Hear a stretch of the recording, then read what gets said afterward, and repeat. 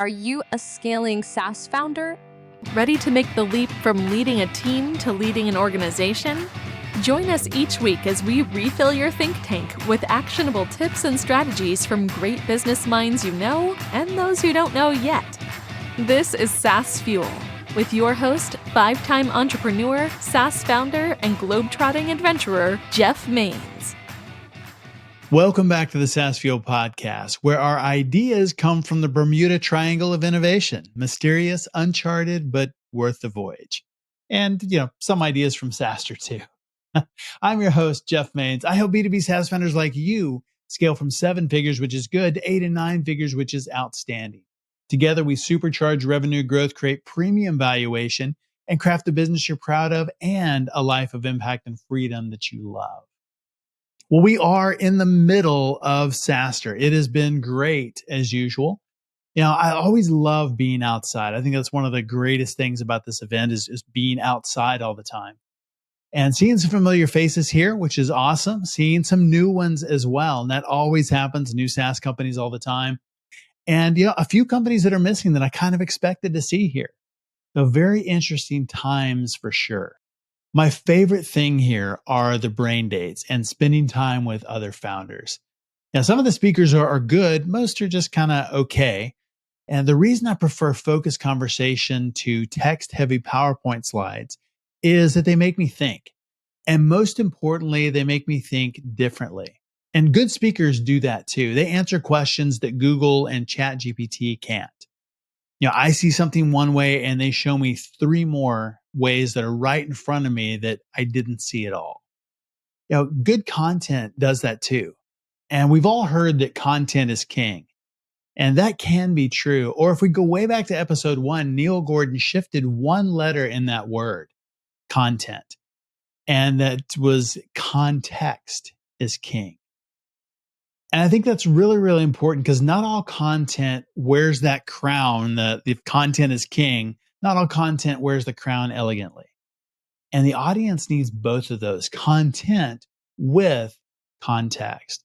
Great content, whether it's on a website, a blog, or from stage, shouldn't only amuse or inform, but genuinely shift paradigms and turn tire kickers into card swipers. Have you ever been to a magic show? Yeah, I've really enjoyed magic since I was young and have done, different effects and things like that, not professionally. But I've seen most of the magicians that you would know of maybe the past 30 years, and some are better than others. I mean, there are great, great magicians out there. And the funny thing is they aren't always the ones with the biggest shows in Vegas. Some of them are just also really good at marketing and maybe better at marketing than they are at magic. The great magicians aren't just, pulling rabbits out of hats or sawing someone in half or making a pretty girl disappear. A great magician makes you question reality itself.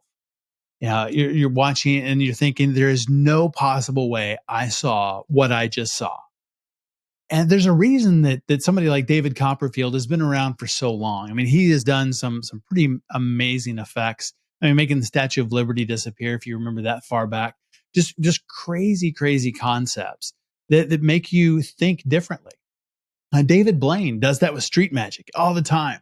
You see it and the reaction is, it cannot be, people freaking out. And it's game changing what he does because he is shifting reality. They're seeing something happen right in front of them. I mean, close-up magic is fantastic because it literally happens sometimes even in their own hands. And they know that it cannot be, yet it just was. And I think that's what game-changing content does as well. It's the David Copperfield of your marketing arsenal, turning skeptics into believers. They see things one way and you shift their view to something else. So, how they see the world, your content guides them down a different path. And it's not, manipulation or illusion. But, there is a big reveal. It bends them to a new reality. So it's not an illusion or it's fake. It's real. So I think that's one of the differences. And please don't send me messages that magic or professional wrestling are real. But your content should shift the beliefs of your prospects. And whatever that belief is that is standing in the way of them saying yes to your solution and you changing their world. Like for real, not illusion, not fake, not just shifting perception, but your solution has the ability to change their world. Does it not? Of course it does. If it doesn't, you should switch businesses. But I'm sure that it does. One of my favorites when I think about this and kind of shifting perspective is Basecamp. And a lot of us have used that for a long time. It's not your usual SaaS unicorn, but it's a steady Clydesdale. I mean, year after year after year after year, just growing, growing, growing, growing. And they didn't just put out a project management tool. They didn't just pull a rabbit out of a hat and go, look, this is awesome. They sold a philosophy through their content, getting real, later rework. They changed the way we think about work and productivity and about project management. What is a project? How does it work? How do you be more productive? And so, it was really shifting that mindset. It wasn't just putting out a project management tool, because how many of us would go, yeah, I'm not a project manager, not for me. But you know what? When you really understand it and the philosophy behind it, you're like, yeah, that is completely for me, because they changed the way we think about that. And, they didn't just, sell something to catch your eye or, some gimmick. They won your mind. And let's be honest, once you've got the mind, the credit card follows pretty darn quick, doesn't it? Everybody and their dog can produce a listicle or a how-to article, especially with AI these days. Winners can, generally say, their content flip the switch in someone's head. And I think that is the secret sauce. It's the magic that makes your solution go from a nice to have to a shut up and just take my money.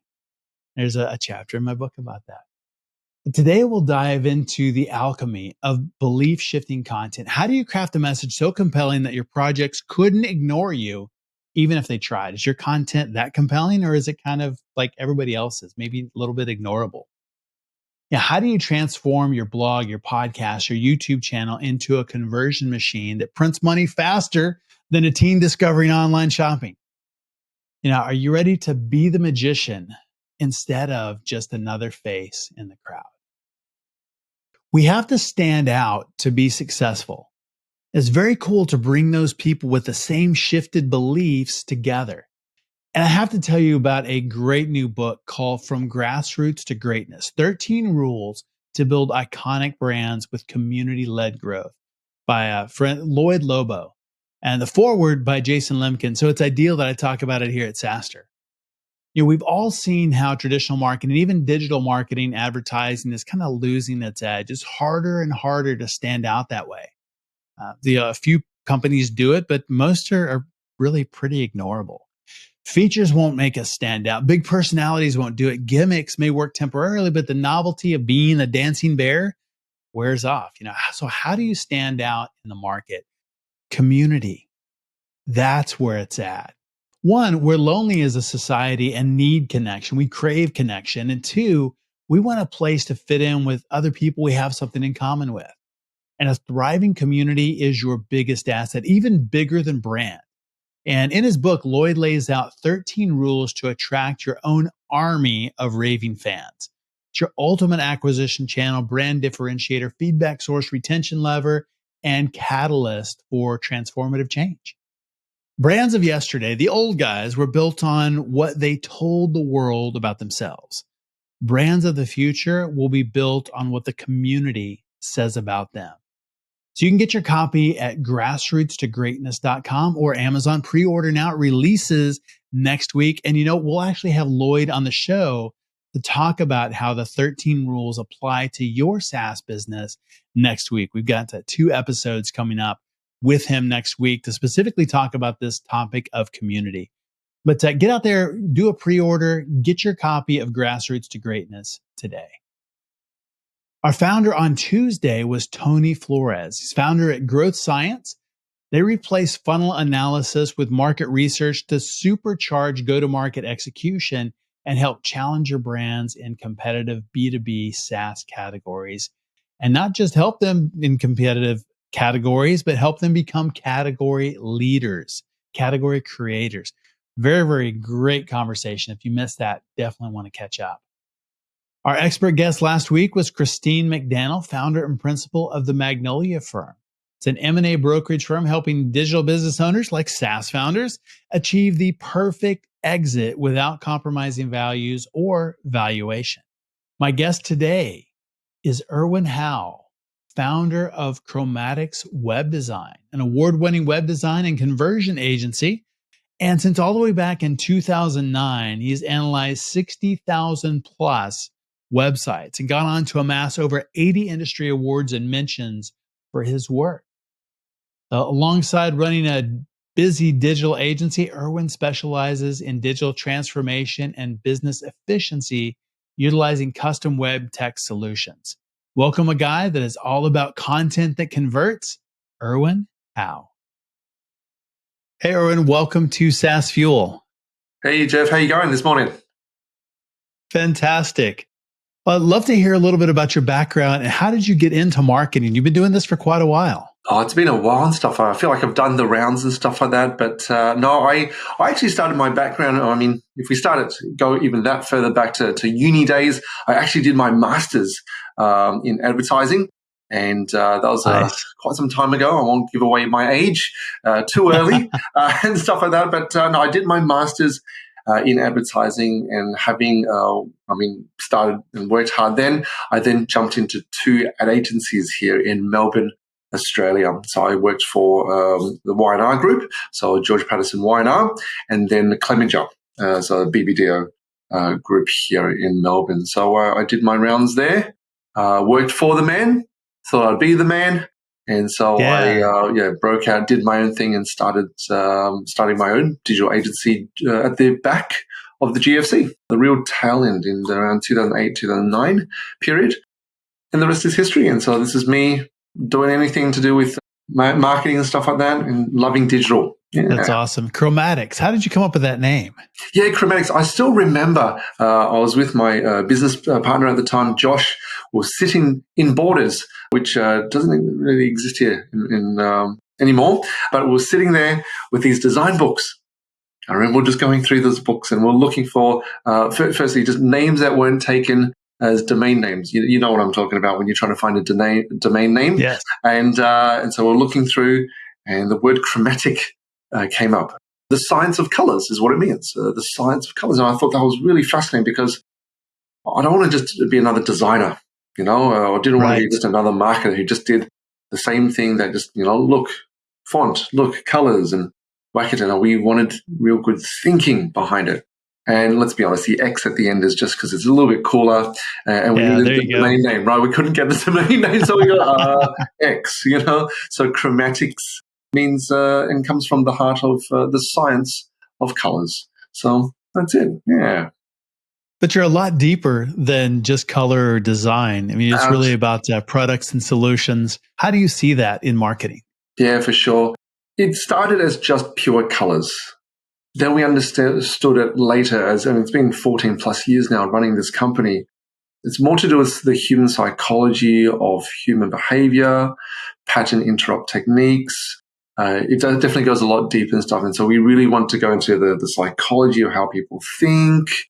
And we understood that, it wasn't just always about products and typography and things like that. It was actually more about business results and how we actually get something understanding business as well at the heart of it. So, we've delved into making our own frameworks. One of our main frameworks is actually what we call our 5 C's conversion framework, which has really governed the way we actually design, but also the way we explain the purpose of a website to people. Because your website's not just a pretty brochure piece. It is actually your best sales tool and your best recruitment tool. In fact, a lot of people say that your website only has seconds to get your attention and to make you do something. And so we understood that, it was a lot more than just pretty pictures at the end of the day. So yes. So what are the 5 C's? Yeah, no, everyone always asks that as the second question. The 5 C's, and before I go into the 5 C's, I'm going to make it really simple to understand, because it can either be technical or hard to remember. But I want to tell you a quick story, Jeff. I've been married for 15, 16 years and stuff like that. It's been a while, definitely longer than Chromatics. But I remember when I first met my missus, I was really nervous. I kind of sat down in a suit like this in a cafe waiting for her. She actually walked through the door with her, that kind of slow-mo, swooshy kind of hair and stuff like that. Well, that's what I remember in my head as she Love goes it. down. She saw me, the smile came on her face and stuff. Hopefully I was going to dress nicely to the tea to capture their attention and stuff. She sat down. She introduced who she was, what she did, and so did I. We kind of unpacked, it's about learning about each other's lives. I told her I ran business. I used to be an illusionist, a magician in my past as well. I did that for 20-odd years and stuff. There's a fun fact there for you. And then she was like asking questions like, oh, what business do you run?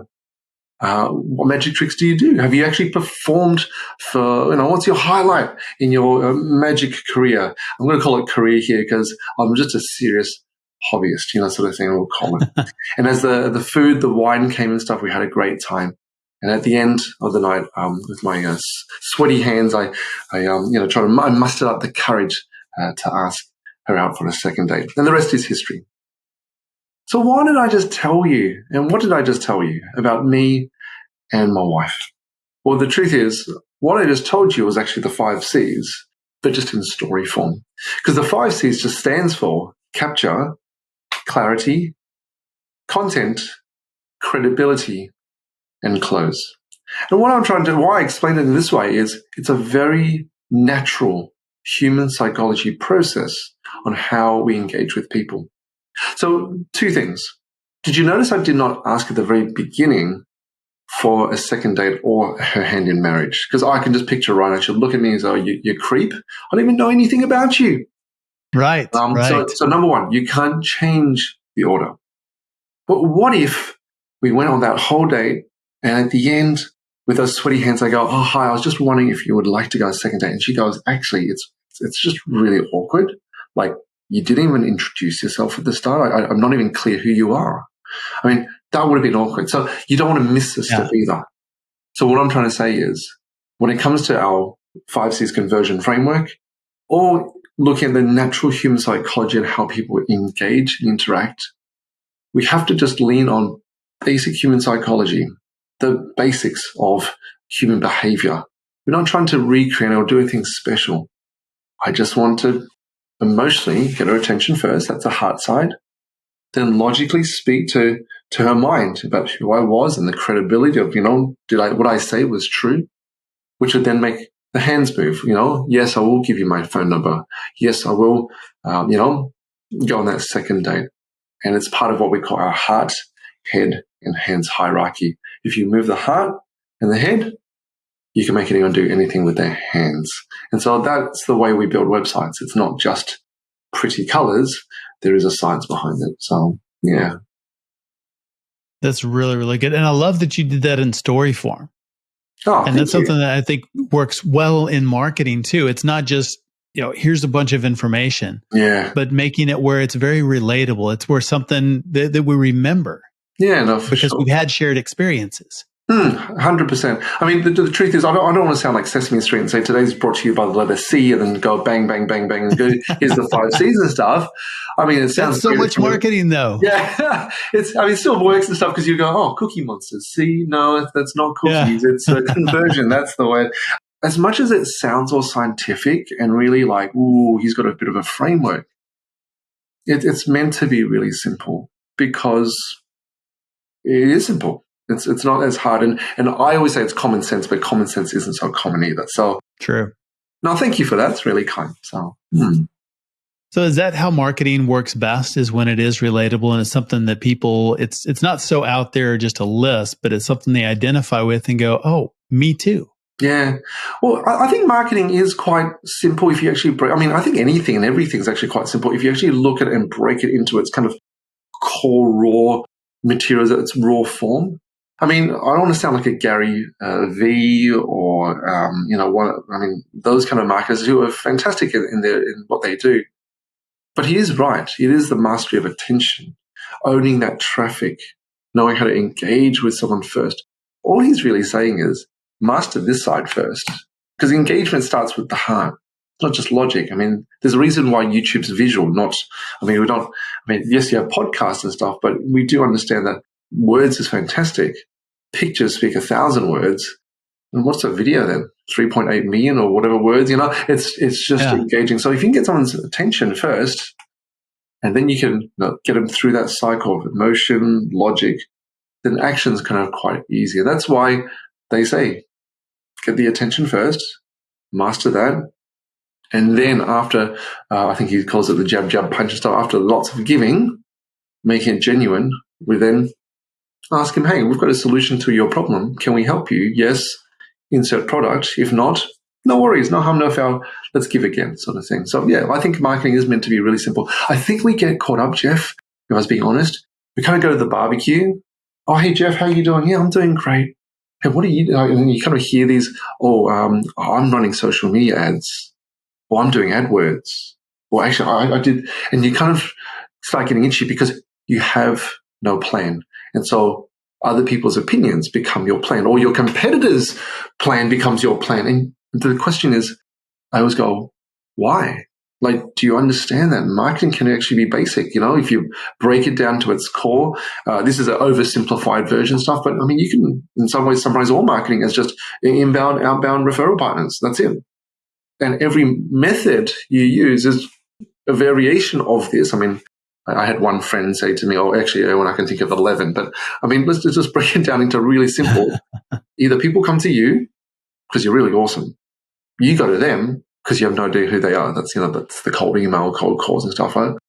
Or you have people who are associated with you who just refer to one another. Hey, how you doing? We're just, in the same kind of sphere. We don't cannibalize each other. And so if we kind of just break it down like that, and then I ask you, well, where's your budget? What's your budget and stuff, and where you want to spend your marketing? I want TV ads, but I don't have that money. That's okay. And so you just have to work out where you want to be, which tactic you want to do. And as you get more money, you just invest into other tactics that require more budget.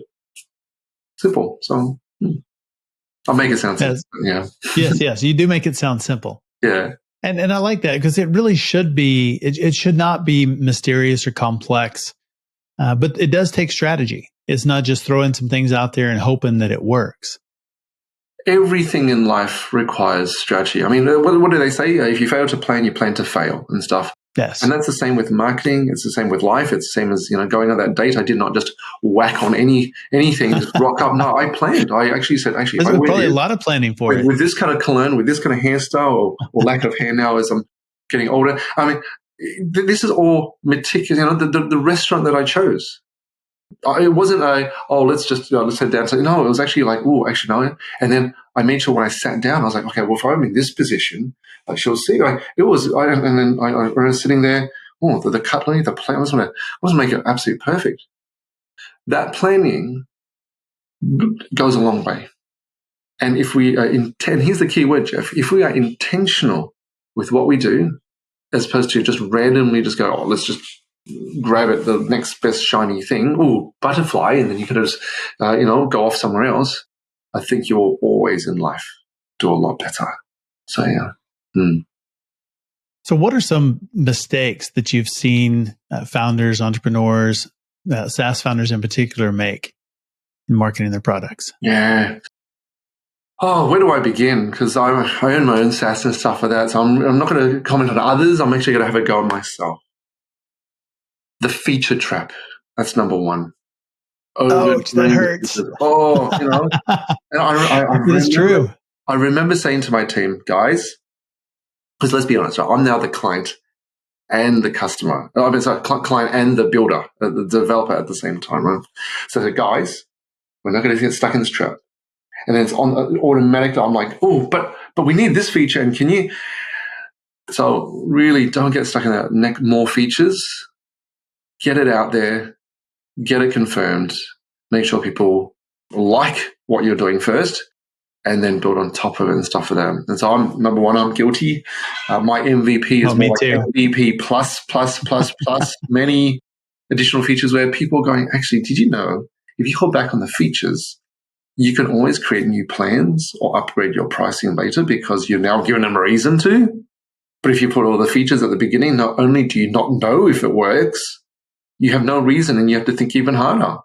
And I'm like, darn it. I should have gone, do you have an 83 DeLorean? I want to go back in time and tell myself and stuff and then come back. So the first one is that trap. Number 2, starting a SaaS, not even knowing how you're going to market it. So you might have the next best X, but if there's no audience for it, and you did not build it with an audience in mind that actually at the start even said, yes, I'm interested, you're going to have a lot of, and this is the joke I keep hearing when, like, I had a friend who made board games. He goes, my garage is full of these board games and I just can't get rid of them. And he's just stocking all these products that no one wants to buy because he didn't test it. He didn't think of the market. I said, how are you going to sell it? He goes, I don't know. If you build it, people will come. And no, it doesn't work that way. And so what's your traffic funnel? What's your conversion funnel?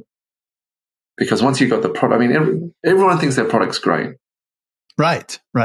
And I still remember a friend of mine told me, he says, Erwin, if you ask people, what do you think about my product? The answer is always, it's fantastic. And then once in a while, you've got honest friend, they go, actually, yeah, Jeff, I like it, but X, Y, Z. And they'll tell you, like, just all right. You don't say yes with your mouth. You say yes with your money. That's so right. The thing is, Jeff, I've got this great new XYZ thing. I was trying to pick up an object, couldn't find it. Here's XYZ thing. Do you like it? Yeah, that's pretty cool, Erwin. Awesome. It's $100 a month. And you're, actually, if that's the case, Don't like it so much now, right? Yeah, we cast our votes with our money. And that's all. I'm like, well, is it worth buying? And do you even have a target market? And so those 2 things for me. So don't go over the top of the features. That's more on the product side. Marketing side, did you actually have someone in mind to build it for and stuff? And I'd even challenge, is there something you can even piggyback off? Remember we talked about inbound, outbound referral partners? The biggest and easiest way to start any business is to actually not do inbound or outbound. It's actually having referral partners. Having someone who is in a similar space that you can, and here's the keyword, leverage, collaborate, work together on. So if you run a web company, hey, do you know someone who does just SEO? And you're not going to cannibalize each other. You're going to be able to help each other. As a SaaS owner, do I know other people who are in SaaS in the same scene but different that we can just go, hey, let's cross-pollinate. And if you haven't seen, let's be honest, the influencers on YouTube, hey, let's do a collab. That's what a collab is. It's just, I'm just using your guys and your guys are using my guys, and we're just cross-pollinating. And so if you haven't learned anything from the Kardashians and stuff, they do it, but within their family, and they've built billions of dollars just because they keep leveraging off their own traffic to build more things and stuff, which is very wise of them, very smart of them. Do you like them or not? That's up to you. It is. They're very smart, Mark. It's very smart. So, From a business standpoint, they have done some really amazing things in what they've built. Very, very smart in tapping into that audience and then sharing other people's audiences.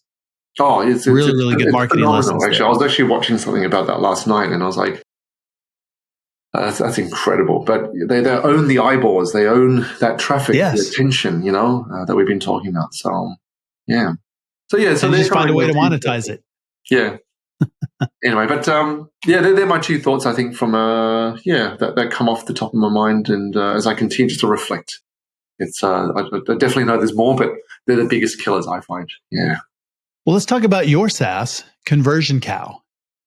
What does it do? How does it work? Yeah. And thank you. Every time someone says the name Conversion Cow, there's always a bit of a smile after you say the word cow and stuff. Firstly, that's a great name. Thank you. I feel that every good SaaS should have what it does and a mascot combined away. You think about it, you've got the male chimp, survey monkey. So I'm going for Conversion Cow. Milk your website for more leads and beef up your existing website. I love that. So I came up with this idea. Actually, I was doing an interview a couple of days ago, and I was sharing how when I was young, I was actually, my parents are from Hong Kong. I was actually in a department store, and I remember walking in with my father into this department store, And this lady who was just standing just quietly on the side here, she was kind of like that Homer Simpson kind of gif. I don't know if you've seen that one when Homer kind of just comes out of the bush, just quietly and kind of just and goes back into the bush. I don't know if you recognize that, but Yes. all that aside and stuff, she just faded in, just really, just quietly, just out of, I was like, oh, what's she doing? And she goes, oh, hi, welcome to our department store. My name's X, and I just want to let you know. And then she turned to me, she goes, oh, hi, young man. I just want to let you know, sports gear today, it's 10% off. It's actually on the first floor. And then she turned to my father and said, oh, hi, sir, I notice you have a fantastic suit on. Suits are buy one, get one free. And that's on, the second floor. If you need anything, let me know. And then she just quietly stood aside and let us go on our way. I can't remember if we actually purchased something. I don't think I was a sporty guy, so I would have just ignored and go, thanks, but walked in. But I do believe my dad actually did check out the suits. What I learned from that transaction, and I was actually quite young at the time, was that the right information at the right time to the right person equals a higher conversion rate. So just imagine with me for a second, Jeff. Imagine she wasn't even there. We walk in. I mean, let's be honest, there's signage saying, sports equipment, men's suits and so forth and stuff like that. But what if I didn't notice it? Right. Well, they would have lost that sale. Okay. Number two, what if they didn't have the signage clear? I mean, they would have had multiple signs, right? Right. But I mean, amongst the sea of different messages, I don't think I really would have seen it. Number three, what if there was only one generic message? Sale on or discounts in this shop, whatever it is, right? Right. Big It's sale. too generic. Yeah. It's too static. It's not dynamic and stuff. Or imagine she went to us but had the same message. Oh, hi guys, sports equipment 10% off. Or went to both of us and said, hey, suits, buy one, get one free. I would have just looked at it and gone, what's a suit? Because I was only less than 10 years old, sort of thing, right? So what does Conversion Cow do? Conversion Cow gives dynamic sales messages, features it on every page, and it changes according to how the user interacts with the site. So let me give you an example. So it's almost like a little pop-out, kind of like it pops out of the page and stuff. It's a little pop-out on the side of a page. And what happens is it features your strongest sales message and call to actions. It's almost like what we call a pitch page. It's like a summary of why someone should go with you and your contact details. But the best thing about Conversion Cow is it changes the message depending on how you interact with your site. So let me give you an example. So say I'm a plumber. Normally when you come to a plumbing, I was on a plumbing website the other day, I could not even find their call to action or why I should choose them. Because I believe in sales, you should be able to articulate these four messages really quickly. Who are you? What do you do? Why should I choose you? How do I get in touch with you? That's sales basics. If your website doesn't answer those four things, then what are you doing, right? Right. So these four messages or these four things are summarized on a little pop-out that comes that's featured on a page. So say on this plumbing website, you have a little pop-out that on the side says, hey, everything you need to know about Jeff Plumbing, we'll call it, right? You click on it, it has a little summary, and it makes those call to actions easily accessible, right? If you click on a certain page, say, for example, you talk about residential plumbing, I want to make sure that the call to action on that page is to do with residential, whatever it is. Right. But on the commercial page, it should have a different message as well. So it's all about user intent. So for me, the heart behind it is web designers. Have you noticed that all marketing points to a website? If we can increase its conversion rate, we make every dollar go further. And by getting the right dynamic message at the right time, depending on how the user interacts with your site, you're actually going to convert better. So, so that's pretty much it at a top level nutshell. Wish I could give you a demo, but that's for another time. So, yeah. So it's really taking the experience and making it personalized to them and what they're looking for. So they're seeing it and they're saying, hey, this is for me. So they're looking for residential. they're not seeing commercial messages or just a laundry list of all the things they could possibly Yeah, need. so it's really focused. Yeah, 100%. Personalized sales messages. I think that's the best way to summarize it. It really is giving personalized sales messages to your users, depending on how they interact. And actually, there's a funny use case that another marketing agency was sharing with me. They said, Erwin, I can even make it show a different user or different sales message if someone comes through AdWords or comes through a landing page, because you can even set it in our system where if it sees this particular UTM source code, UTM campaign equals Jeff, and we came from the Jeff podcast, say for example, it would actually detect and then show, hope you enjoyed the Nice. SaaS Fuel podcast. And when it comes out, hey, sign up with this code and you get a discount. But anyone who didn't come from that code wouldn't see that message. So now we can do a lot of special use cases with these personalized sales messages. So, yeah. That is really smart. Able to do that and capture them right there at the point of purchase and move them forward. Correct. Yeah. And that's the point is, and that's what we always say. Our job is to fast forward the sales process, because how many times have I said to a customer or a client, you do remember no one makes money by looking at your website. You only make money when they get off your website. And so by giving personalized sales messages, you have a stronger chance of actually closing someone or actually converting them into a lead. So, yeah. And in a SaaS example, you could do that same thing based on title or role in an organization. So if they're looking at something that's operations or sales related or marketing or finance, for sure, you could deliver something that's specific to them. Yeah. So as an example, say you went on the careers page of a website, then I know the user intent is different to if I was on the contact page for a product, right? So on the careers page, the message should be interested in joining the team, looking for a new job, that sort of thing, as opposed to on the residential product page under, that plumbing example, emergency, or the emergency page, it should say, is your toilet busted? Do you need someone coming in 2 hours? That's a very different user intent. So there's no point giving a clear message to a toilet emergency or vice versa. So yeah, that'd be interesting actually. So yes, it would. Anyway, but yeah, so that's conversion count. Yeah, personalized sales messages. Yeah. So how did you come up with the idea? Yeah, I mean, outside of that, just that story and stuff like that, we've actually been trialing this idea for around 7 years. We have, I kind of picture myself as not Iron Man. Now, what's the Robert Downey Jr. the character? What's he called in the movie?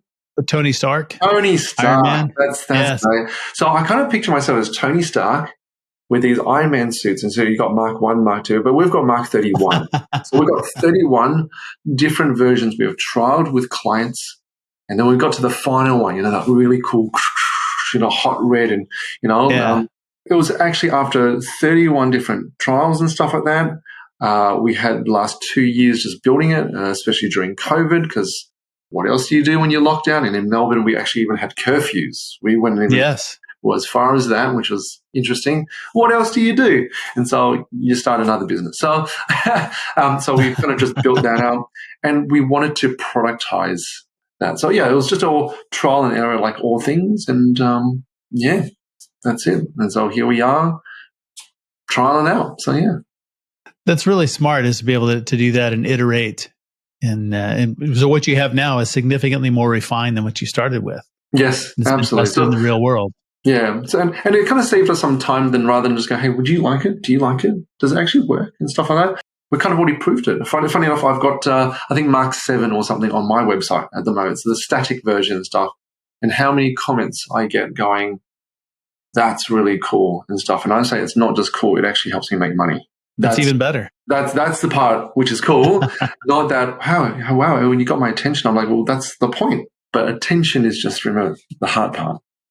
Let's hit it on the logic on why they should choose you and stuff. So once people click on it, it's kind of game over and stuff, because then message comes up and we let it do its thing. So yeah.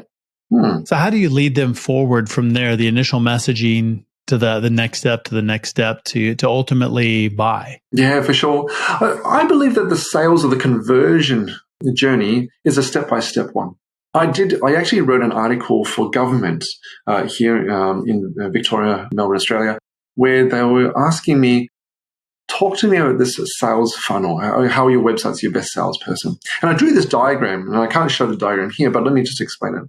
I said to them, have you ever noticed that every form of marketing always pushes to a website? And then from the website, it then pushes to your salesperson through like a CRM or just directly through an email. And then you do the proposal and the meeting, and then you do a proposal, and then you close and stuff.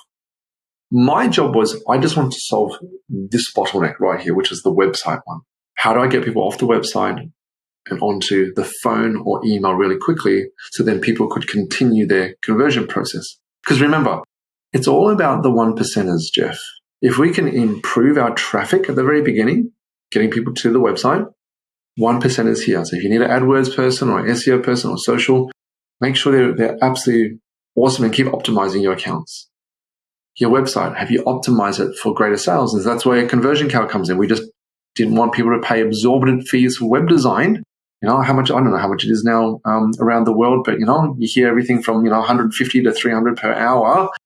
And that's a lot of money to make a couple of changes. And as a marketer, we've got to move fast. We can't go, oh, hey, web developer, can you do it? And a week later they go, yep, just making the changes now, opportunity's gone, right?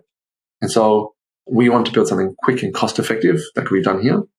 And once it's done, our system also links to CRMs if we want to integrate in or send an email and stuff. And that's where we want to encourage our clients to make sure that their sales team is optimized, their proposals are optimized, that their meetings are optimized. And if you actually get the 1%ers throughout this whole conversion process and function or sales process, I think you do a lot better. And so we analyze our own kind of little system, and we do consulting with people to say, hey, how do we improve your sales chances? So, yeah, but really the primary focus for us is at the website level with both Chromatics in building full new websites and Conversion Cow, which I guess is the simpler, cheaper version if you cannot afford a full website. So, yeah. I love that. So right message at the right time. Yep, to the right person. Oh, right person. That's even more important. Yeah, no, right message, right time, the wrong person. Imagine my dad's definitely not as sporty and stuff like that, but imagine saying, hey, 10% off basketballs. You'd look at the person and go, do I even play? Sort of thing. So, right. Yeah. Right message, right time, right person. Yeah. That's a really very memorable example as well. I mean, really good with story. Well, thank you. Well, I'm not going to lie.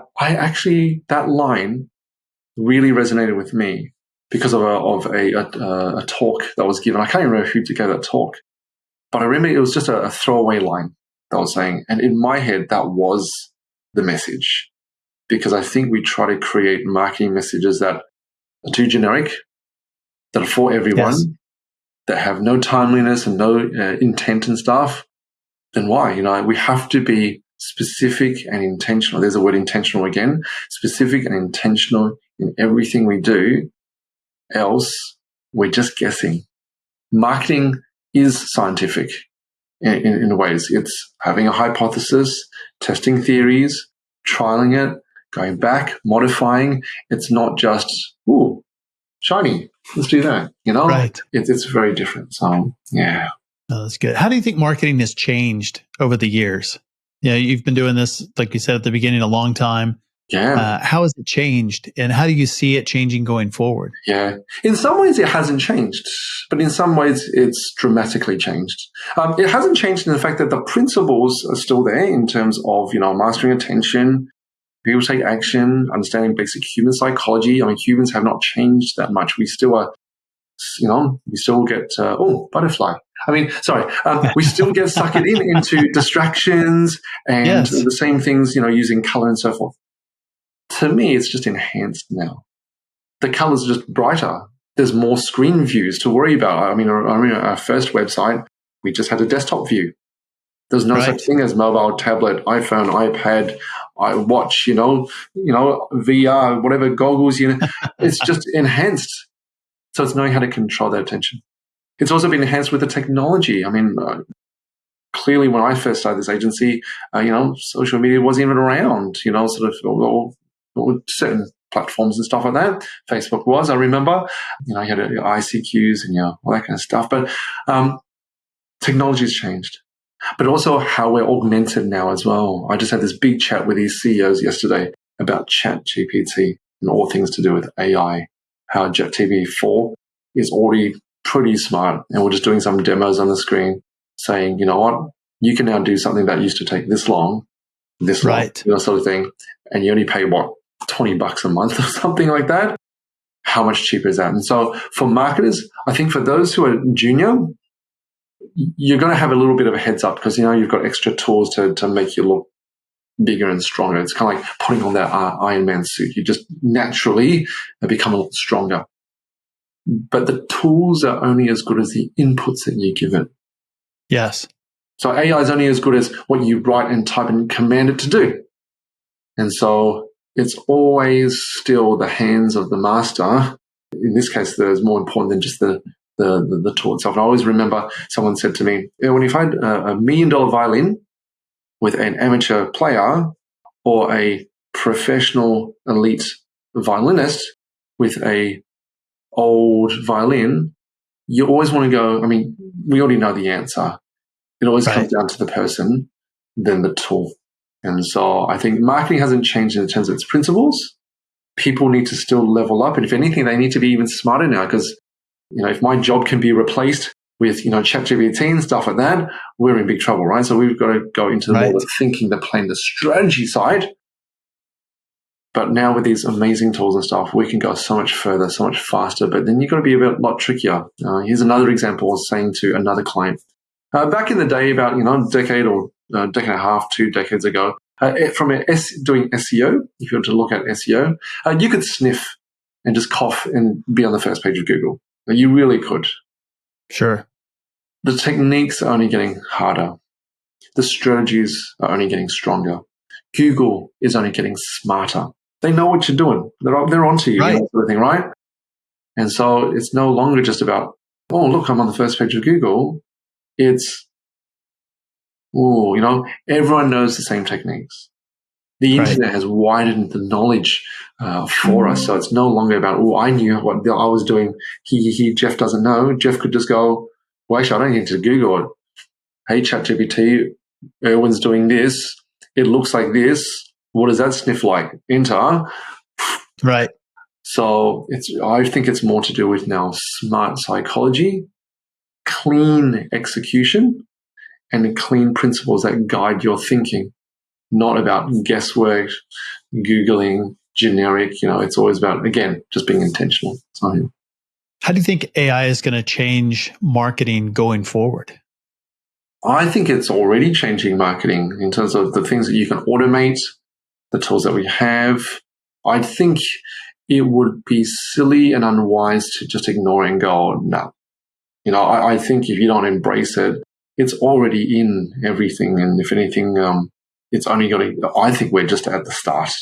And it's had such a big impact, I guess, on the way people do their planning, the strategy, the execution, analysis as well.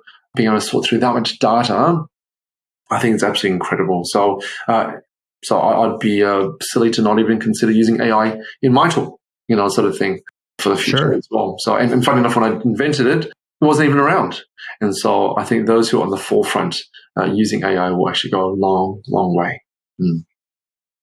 I think you're right on.